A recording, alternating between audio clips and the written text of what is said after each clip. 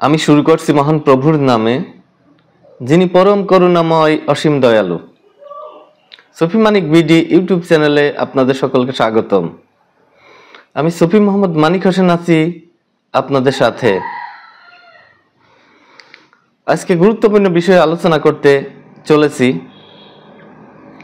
প্রথমেই সুফি কবি, আমাদের জাতীয় কবি কাজী নজরুল ইসলামের একটা কবিতা দিয়ে শুরু করি।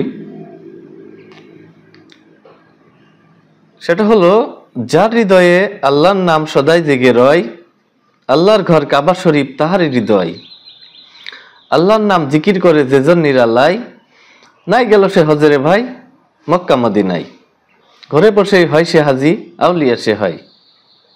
তিনি বলেছেন, যার হৃদয়ে আল্লাহর নাম সবসময় জাগ্রত রয়, আল্লাহর ঘর কাবা শরীফ, সেই হৃদয়টাই আল্লাহর ঘর কাবা শরীফ। এই জন্য হাদিসের মধ্যে বলা হচ্ছে, কলুবুল মুমিনিন আরশে আল্লাহ, মানে মুমিনের কলবই হচ্ছে আল্লাহর আরশ। আসলে একজন মুমিন হচ্ছে প্রকৃত কাবা, আর মক্কা শরীফের যে কাবা দেখা যায় এটাকে হচ্ছে প্রতীকী কাবা বলা হয়। আর আসল কাবা হচ্ছে মুমিন, অলিয়া উলিয়াগণ। এই জন্যে আসল কাবায় যদি কেউ হজ করতে পারে সেটা হয় হজে আকবর, বড় হজ। এই জন্য মুমিনকে তাওয়াফ করাই হচ্ছে প্রকৃত হজ। আর কাবা শরীফ ইট পাথরের যে তৈরি, সুরকি বালি দিয়ে, সেটা প্রতীকী ভাবে হজ করা হয়। কেননা যেমন দেখেন, প্রকৃত যুদ্ধ এক দেশের সঙ্গে অন্য দেশে কবে হবে, কখন হবে, কেউই আমরা জানি না। কিন্তু ওই যুদ্ধ করার জন্য আমাদের সেনাবাহিনীকে কিন্তু প্রতিনিয়ত ট্রেনিং দেওয়া হয়। কিন্তু এই ট্রেনিং কি আপনি বলবেন প্রকৃত ট্রেনিং? না, এটা আসল ট্রেনিং না, মানে আসল যুদ্ধ নয়। এটা হচ্ছে ট্রেনিং দেওয়া হয় ওই যুদ্ধের জন্য। এখন এদেরকে প্রস্তুত করা আছে যে যুদ্ধক্ষেত্রে এই সমস্যাগুলোর সম্মুখীন তোমরা হতে পারো, এই সমস্যার সম্মুখীন হলে তোমরা কোন পদক্ষেপগুলো নিবে, কোন স্টেপগুলো অ্যাকসেপ্ট করবে, সেই বিষয়টা তাদেরকে ট্রেনিংয়ে শেখানো হয়। যে এত কেজি 50 কেজি ওজনের লোড নিয়ে এই 2 কিলো যেতে হবে, এই অস্ত্র তোমাদের সঙ্গে থাকবে, খাবার পানির সংকট থাকবে, না খেয়ে কয়েকদিন চলতে হবে। এই ট্রেনিংগুলো কিন্তু এই যুদ্ধক্ষেত্রের জন্য প্রস্তুত করা হয়। এই সেনাবাহিনী বলি, বিজিবি বলি, পুলিশ প্রশাসন, এই সবার কিন্তু এইটা হচ্ছে আসলের জন্য মহড়া মাত্র। আবার দেখেন, এক দেশের সাথে 2 দেশ বা 3 দেশ একত্র হয়েও কিন্তু যুদ্ধের মহড়া চালায়। এটা কিন্তু প্রকৃত যুদ্ধ নয়, এটা হচ্ছে প্রকৃত যুদ্ধের জন্য নিজেদের প্রস্তুত করা। ঠিক সেম এই কাবা কিন্তু প্রকৃত না। আসল হাকিকতে কাবা হচ্ছে প্রকৃত মুমিনের দিল, অন্তর। আমরা অনেকেই বুঝি না এই জিনিসটা। এলমে মারফতির কথা আমরা বুঝি না বলেই আসলে আমাদের মধ্যে এত সমস্যা। মুমিনকে তাওয়াফ করলে যে হজ হয়ে যায়, এটা অনেকেই মানতে চায় না। কিন্তু অলিয়া উলিয়া ভক্ত যারা আল্লাহতে লয় হয়ে গেছে, তারা কিন্তু বোঝে যে মুমিনের মধ্যে আল্লাহর আরশ, মানে আরশ মানে কি? যেখানে আল্লাহ তাআলা থাকেন, মুমিনের অন্তরে আল্লাহ তাআলা বাস করেন। যে আল্লাহর আরশেই তো আল্লাহ থাকবে। এই জন্যে অলিয়া উলিয়ার পথ অনুসরণ করা আমাদের খুবই প্রয়োজন। কারণ আল্লাহর সন্ধান তারাই দিতে পারেন। আল্লাহ তাআলা হাদিসে কুদসির মধ্যে বলেছেন, বান্দা নফল ইবাদত করতে করতে আমার ভালোবাসার নৈকট্য পেতে পেতে এমন স্তরে চলে যায়, তখন তার হাত হয়ে যায় আমার হাত, যা দিয়ে সে ধরে, তার মুখ হয়ে যায় আমার মুখ, যা দিয়ে সে বলে, তার কান হয়ে যায় আমার কান, যা দিয়ে সে শোনে, তার চোখ হয়ে যায় আমার চোখ, যা দিয়ে সে দেখে। তাহলে এক কথায় তখন ওই বান্দার মধ্য থেকে আল্লাহই কথা বলেন।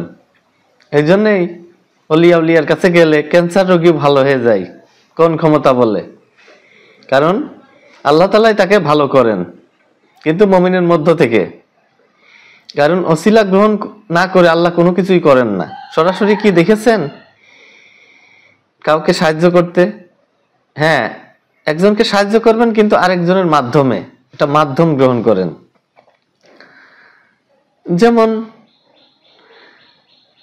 হুজুর পাক সাল্লাল্লাহু আলাইহি ওয়াসাল্লাম যখন কাফেরদের দিকে ধুলাবালি নিক্ষেপ করলেন, তখন কিন্তু আল্লাহ তাআলা কোরআনে আয়াত নাজিল করলেন, হে নবী ওই ধুলাবালি আপনি নিক্ষেপ করেননি, স্বয়ং আমি আল্লাহ তাআলা নিক্ষেপ করেছি। দেখেন হাকিকত বোঝাটা বিষয় মানে খুবই রহস্যপূর্ণ। যে ধুলাবালি ছুড়লেন হুজুর পাক সাল্লাল্লাহু আলাইহি সাল্লাম, কিন্তু আল্লাহ তাআলা বললেন যে আমি ছুড়েছি। হুজুর পাক সাল্লাল্লাহু আলাইহি সাল্লাম বায়াত করালেন, আল্লাহ বলছেন যে আমিই করাইছি। কি বুঝলেন? অনেকেই বিশ্বাস করতে চায় যে মানুষ জিনগ্রস্ত হলে জিন তার মধ্য থেকে কথা বলে, এটা বিশ্বাস করে ম্যাক্সিমাম মানুষই। কিন্তু এটা বিশ্বাস করতে চায় না যে জিন যদি মানুষের মধ্য থেকে কথা বলতে চায়, সেটা বিশ্বাস করে, কিন্তু বিশ্বাস করতে চায় না যে আল্লাহও মানুষের মধ্য থেকে কথা বলতে পারেন, যে মুমিনের মধ্য থেকে আল্লাহ তাআলা যে কথা বলতে পারেন, এটা অনেকেই বিশ্বাস করতে চায় না। কারণ তারা হচ্ছে বেল গয়ব ইয়াকিনে রয়েছে। ইয়াকিন কিন্তু 4 ধরনের, বেল গয়ব, ইলমুল হকুল, আইনাল। যত সময় আইনালে ইয়াকিনে না পৌঁছাবে বিশ্বাসে, ততদিন তারা এই কথাগুলো বিশ্বাস করতে চাইবে না। এই জন্য বেল গয়ব ইয়াকিন অদৃশ্যের প্রতি বিশ্বাসী তারা রয়ে গেছে, ক্লাস 1-এই থেকে যায়, ক্লাস যে প্রাইমারি লেভেলেই তারা থেকে যায়। এরপর হাই স্কুল আছে, কলেজ আছে, ইউনিভার্সিটি, এই শিক্ষা তালিমগুলো আছে, তাসাউফের শিক্ষাগুলো, জিকির ফিকির, মুজাহিদা, মুরাকাবা, মুশাহিদা, এই তাসাউফের যে 5টা শিক্ষা, 5টা রকম, এটা অনেকেই শিক্ষা তালিম করতে যায় না। এই জন্যে অলিয়া উলিয়ার দর্শন যদি কেউ না পায়, তার মানব জীবন বৃথা, সে আসলে ভ্রান্ত পথের মধ্যেই থেকে যাবে, কখনোই সঠিক রাস্তার সন্ধান সে পেল না। যদি আল্লাহর অলির সন্ধান না পায় কেউ, তার জীবনটাই বৃথা। আসলে আল্লাহর অলির তো সন্ধান পাই, বিশ্বাস করা খুবই জরুরি। কারণ আবু জেহেলের সামনে আমার দয়াল রসুল পাক সাল্লাল্লাহু আলাইহি সাল্লাম ছিলেন, কিন্তু আবু জেহেল কি বিশ্বাস করতে পেরেছে? পারেনি। আপনার সামনেও অলিয়া উলিয়া থাকবে, কারণ আল্লাহ তাআলা বলেছেন যে আমি প্রত্যেক গোত্রেই, প্রত্যেক ভাষায় আমার রাসূল প্রেরণ করি। তাহলে আপনার সামনে যে রসুল থাকবে না, এটা বুঝলেন কিভাবে? আপনার সামনেও থাকবে, আপনার ভাষাতেই থাকবে, অলিয়া উলিয়া আপনার আশেপাশেই থাকবে, কিন্তু আপনার বিশ্বাসের অভাব। যেমন হযরত আবু বকর, হযরত ওমর রাদিয়াল্লাহু তাআলা আনহু, এরা কিন্তু দয়াল রাসূল পাক সাল্লাল্লাহু আলাইহি সাল্লামের পাশে, যেমন আবু বকর কিন্তু তার বন্ধু ছিল, হযরত আবু বকর। কিন্তু রাসূল পাক সাল্লাল্লাহু আলাইহি সাল্লাম যখন বলল আমি আল্লাহর রসুল, আল্লাহ তাআলা আমাকে পাঠিয়েছেন, আল্লাহকে মানো আর আমি রসুল, আমি নবী, আমাকে মানো, আবু বকর কিন্তু বন্ধু হয়েও সেটা মেনে নিয়েছিলেন এবং দয়াল রাসূল পাক সাল্লাল্লাহু আলাইহি সাল্লামের হাতে হাত দিয়ে বায়াত গ্রহণ করেছিলেন। তার বিশ্বাস ছিল যে হ্যাঁ, আমার দয়াল রাসূল পাক সাল্লাল্লাহু আলাইহি সাল্লাম যেটা বলছেন এটা সত্য, তিনি বিশ্বাস করে নিয়েছিলেন। কিন্তু আমাদের সমাজে কেউ যদি আল্লাহর ওলি হয়, সে বলে আসো আমার হাতে বায়াত গ্রহণ করো, কয়জন বিশ্বাস করতে চাইবে? বলে এই আমার পাশে বড় হলো, ওর এত খারাপ গুণ ছিল, এখন একটু ভালো হয়েছে তাই বলছে যে আমার হাতে বায়াত গ্রহণ করো। না, কখনো হবে না। আমার মধ্যে হিংসা, নিন্দা, অহংকার থেকেই গেছে। তাই বিশ্বাসের ভ্রান্তির কারণে অনেকে আল্লাহর ওলির পাশে থেকেও বুঝতে পারে না যে আল্লাহর ওলির কাছে বায়াত গ্রহণ করতে হবে, তার কাছে এসে বসে 2টা কথা শুনতে হবে, আল্লাহর এলহাম তার মধ্যে যে আবির্ভূত হয়। এরা মনে করে যে অলিয়া উলিয়া মনে হয় আকাশ থেকে নিচে পড়ে বলবে আমি আল্লাহর ওলি, তাহলে আমি বিশ্বাস করব। আসলে তো আল্লাহর বিধান এরকম না।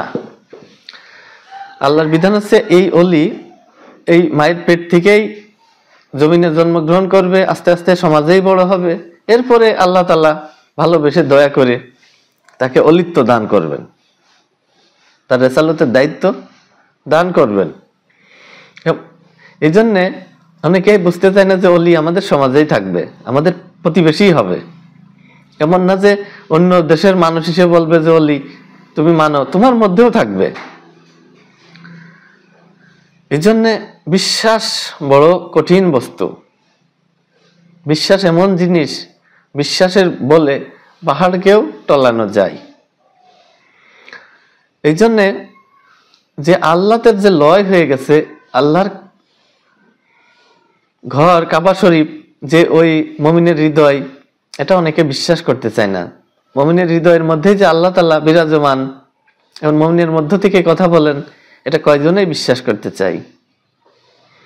এই জন্যে সাধক বলেছেন যে মুমিনের প্রতিকৃতি হচ্ছে কাবা। এই কাবায় যে তওয়াফ করতে পারে তার হজে আকবরী হয়ে গেল, বড় হজ হয়ে গেল। কারণ হজ করলে সমস্ত গুনাহ মাফ হয়ে যায়, আমরা জানি নিষ্পাপ হয়ে যায় মাসুম। একজন অলিয়া উলিয়ার কাছেও থাকলে তার সমস্ত গুনাহ মাফ হয়ে যাবে। কেননা হাদিসের মধ্যে বলা হয়েছে একজন আল্লাহর অলির দিকে তাকানো, এক মুহূর্তে তাকানো 100 বছরের রিহাইহীন ইবাদত অপেক্ষা উত্তম। এক পলক, এক নজর আল্লাহর অলির দিকে যদি কেউ তাকাতে পারে, তার 100 বছরের ইবাদত, তাও রিয়াহীন ইবাদত অপেক্ষা উত্তম হবে। বোঝেন যে একজন অলির কাছে বসে থাকলে কি পরিমাণ নেকি সওয়াব আল্লাহ তাআলা দিবেন। কারণ সেই অলি বা মুমিন যদি তাকে ভালোবেসে ফেলে, তার আর কোনো ভয় নেই। কারণ অলিয়া উলিয়ার কোনো ভয় নেই, এটা আল্লাহ তাআলা পবিত্র কোরআন মাজিদে বলেছেন। সূরা ইউনূস আয়াত 62 আল্লাহ তাআলা বলেছেন, আলা ইন্না আউলিয়াল্লাহি লা খাউফুন আলাইহিম ওয়া লাহুম ইয়াহজানুন। জেনে রেখো, শুনে রাখো, নিশ্চয় আমার অলির কোনো ভয় নেই, দুনিয়াতেও না আখিরাতেও না। আর তারা কখনো চিন্তান্বিত হবে না। দেখেন এই দুনিয়া আখিরাতে কোথাও তার চিন্তা নেই। আল্লাহ বলেছেন তারা চিন্তাযুক্ত হবে না, সব সময় থাকবে চিন্তা মুক্ত। অলিয়া উলিয়ার কোনো চিন্তা নেই, কারণ আল্লাহ তো তার মধ্যেই বিরাজমান, তার আবার কিসের চিন্তা। আরো সিরিয়াস কথা বলতে পারি, ইউটিউব চ্যানেলেও এটা বলা ঠিক হবে না, অনেকে অন্যভাবে মিনিং করে অন্যদিকে নিয়ে যাবে। এই কথা হচ্ছে বুঝলে বুঝপাতা আর না বুঝলে তেজপাতা। এখন যদি না বুঝে কেউ, না বুঝুক, এটা তার তকদির। তকদিরের খেলায় জেতা বড়ই কঠিন। একমাত্র তকদির পরিবর্তন করে দিতে পারেন অলিয়া উলিয়াগণ, এছাড়া আর কেউ পারে না। কারণ আমাদের ইমাম আজম আবু হানিফা রহমাতুল্লাহ আলাইহ বলেছেন, অলির দরবারে যাও, অলির দরবারে গেলে তকদির পরিবর্তন হয়।